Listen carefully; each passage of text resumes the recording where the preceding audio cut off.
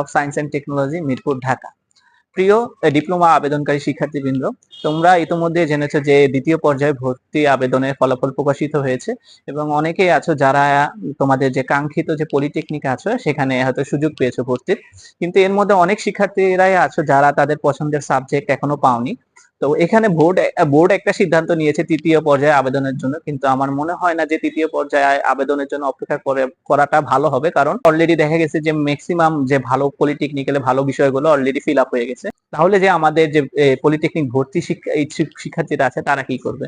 তাদের এখন একটা মাত্র সিদ্ধান্ত আমার মনে হয় নেওয়া উচিত, দ্রুত সময়ের মধ্যে ঢাকার পার্শ্ববর্তী বা ঢাকার মধ্যে যে এনজিও ভিত্তিক বেসরকারি পলিটেকনিক গুলো আছে সেখানে পর্যাপ্ত সুযোগ সুবিধা এবং ল্যাব ফ্যাসিলিটিস এবং শিক্ষক মন্ডলী এবং ডিপ্লোমা পাস শেষে যে চাকরির সুবিধা আছে কিনা এই পয়েন্ট গুলো মাথায় রেখে দ্রুত সময়ের মধ্যে ভর্তি হয়ে যাও। ধন্যবাদ। আজকের ভিডিও এই পর্যন্ত। আসসালামু আলাইকুম।